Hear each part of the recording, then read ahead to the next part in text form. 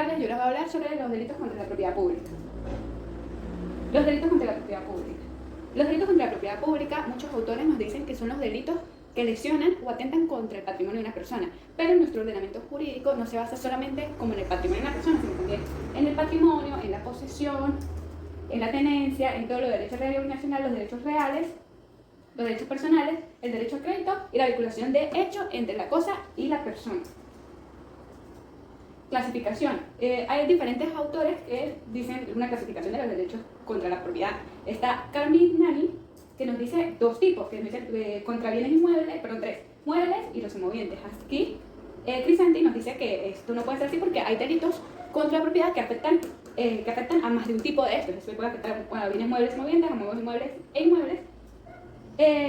Giuriati nos dice dos tipos, de los que ofenden prevalecientemente la propiedad mobiliaria y los que ofenden prevalecientemente la propiedad inmobiliaria. Tenemos la misma dificultad con esta, hay delitos que ofenden ambos tipos, tanto mobiliario como inmobiliario.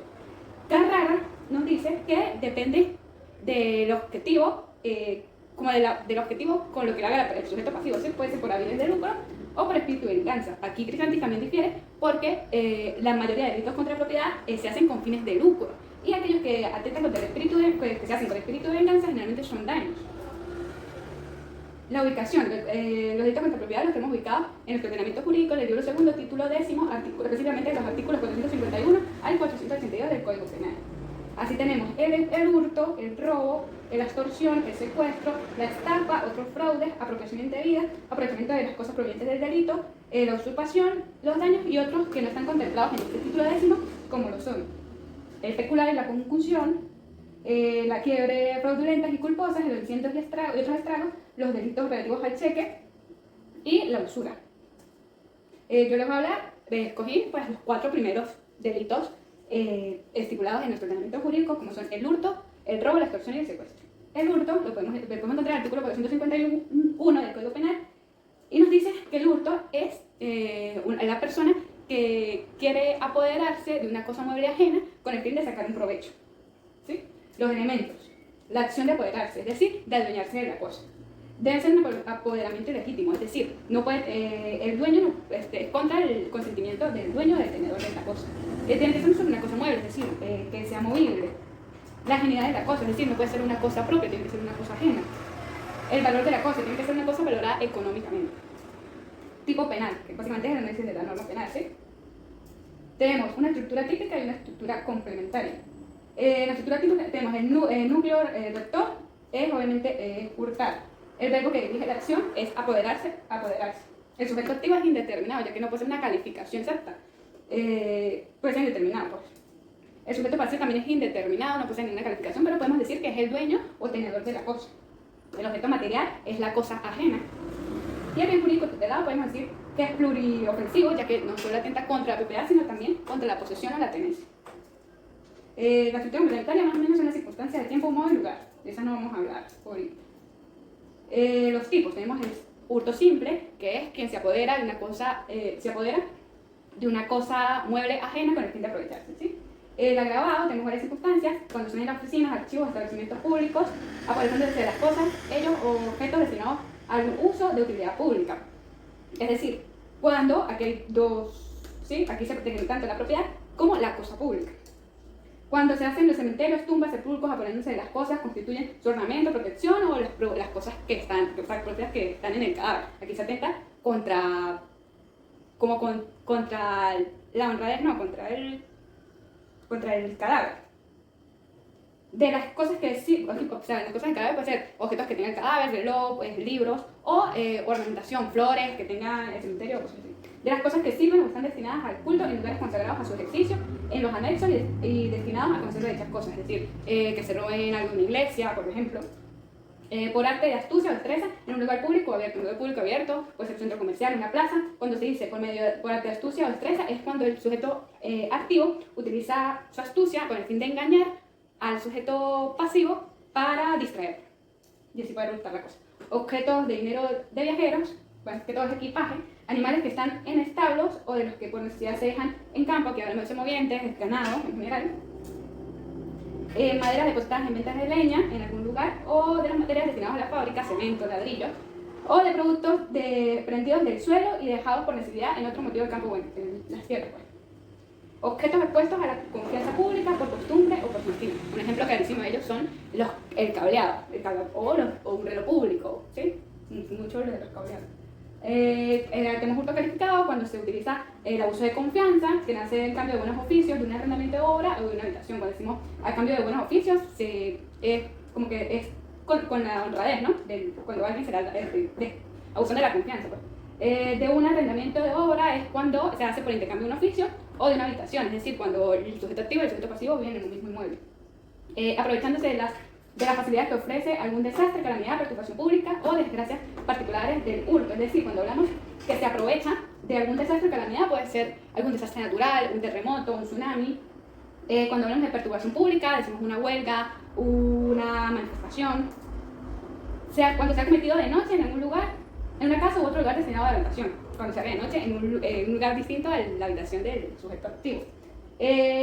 Cuando se ha destruido, roto, demolido o trastornado los cercanos hechos con material sólido. Bueno, aquí básicamente el cuarto es cuando se derrumban muros, cuando se hacen hoyos o huecos, ¿sí? Cuando se ha abierto cerraduras, sirviendo para ello las llaves falsas u otros instrumentos. Aquí nos habla de cuando se usan ganzúas, cuando se usan llaves falsas, cuando se usan ganchos.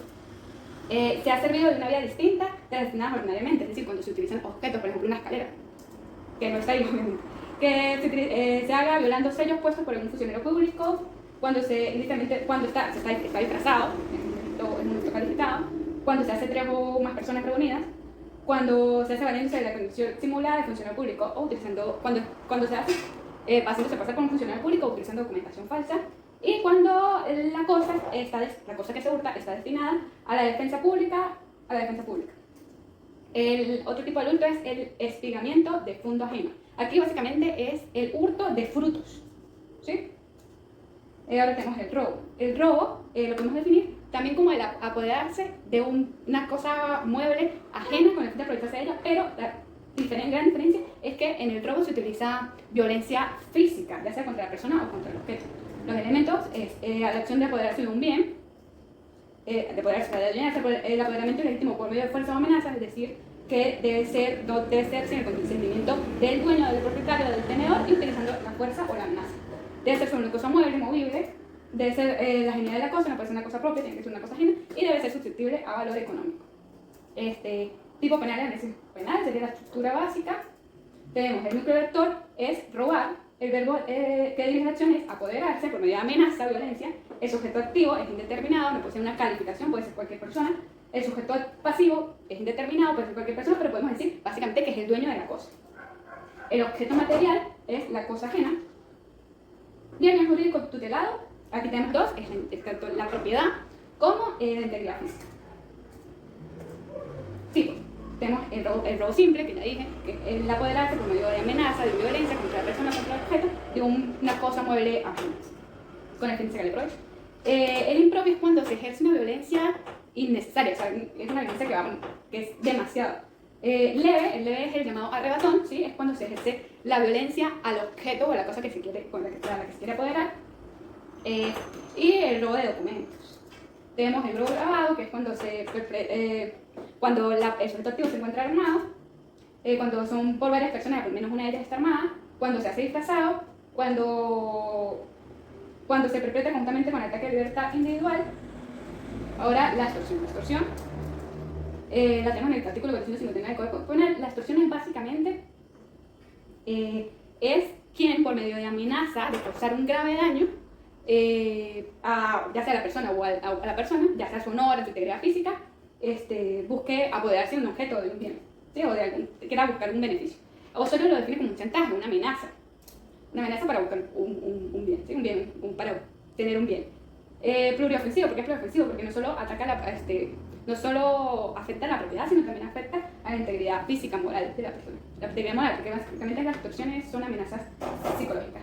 En medio de comisión tenemos la intimidación y obviamente la amenaza de grave daño. Se omite tentativa. ¿Cómo se omite tentativa? Cuando una tercera persona hace que el sujeto pasivo no deposite o no le dé al sujeto activo lo que desea, ¿sí? Omite frustración cuando, si bien el sujeto pasivo entrega el cheque o lo deposita o entrega la cosa, una tercera persona impide que cosa vaya a manos del sujeto activo. Los elementos, tenemos elementos activos, el uso de violencia, debe haber violencia e intimidación, que se obliga a actuar, al sujeto pasivo de una manera que no quería. Debe haber consumación, realización o omisión de un acto o negocio jurídico. Debe haber un concurso y tenemos un elemento subjetivo que es el ánimo de lucro.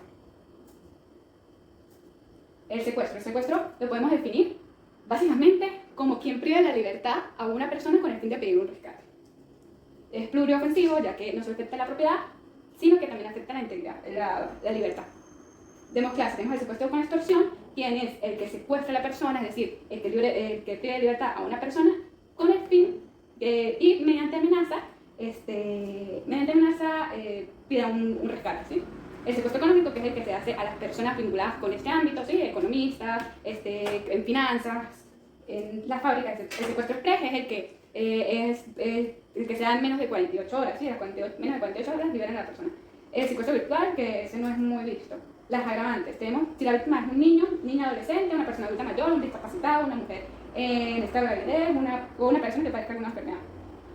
Que se realicen actos de tortura contra la persona, ya sean física, psicológica, sexual. Cuando se haya contra funcionarios públicos, contra magistrados, contra jueces, contra ministros, contra procuradores, contra el fiscal general de la República, contra fiscales del Ministerio Público, contra el Contralor General, contra el Defensor del Pueblo, contra electores, contra integrantes de la Fuerza Armada Nacional, contra funcionarios de cuerpos o órganos de seguridad ciudadana, contra jefes de misiones diplomáticas o consulares. Otro agravante es que el secuestro se lleva al extranjero cuando el sujeto activo sea un pariente de la víctima en cuarto grado de consanguinidad o segunda afinidad o su cónyuge o persona de confianza. Cuando se utiliza disfrazado, cuando el secuestro conlleve a la muerte de la víctima, cuando se prolongue por mayor de 3 días, cuando sea en lugar despoblado, rural, cuando la víctima se ha entregado a un tercero o grupo delictivo con el fin de obtener un beneficio. También cuando es realizado por un funcionario público, cuando se utiliza mediante amenaza o engaño o venganza, cuando se utilicen zonas de seguridad, cuando se realicen zonas de seguridad establecidas, cuando se someta a la víctima a prostitución o trabajo forzoso, cuando el fin del secuestro es garantizar la vida de un criminal de un delito anterior a él, y cuando se utilice armas y cuando se utilice sustancias estupefacientes o psicotrópicas. Aquí yo realicé un cuadro de diferencia entre hurto, robo, extorsión y secuestro. ¿Sí? La principal diferencia es que en el hurto no hay violencia contra las personas. En el robo sí se utiliza una violencia física contra la persona o la cosa. En la extorsión hay una violencia psíquica o moral. En el secuestro existe una violencia, pero todo es con el fin de privar a la persona de libertad. En el hurto hay una conducta positiva del sujeto activo encaminada a apoderarse de la cosa. En el robo, la violencia y apoderarse de la cosa surgen de manera simultánea. En cambio, en la extorsión, primero está la violencia moral, es decir, la amenaza, y luego, con un intervalo de tiempo, se obtiene un beneficio, ¿sí? O se apropia la cosa. En el secuestro se exige una recompensa futura a fin de la libertad de la persona. En conclusión, podemos decir que son muy importantes como estudiantes de Derecho saber cuáles son estos tipos de delitos contra propiedad, ya que son los delitos más comunes que se llevan a cabo en nuestro país.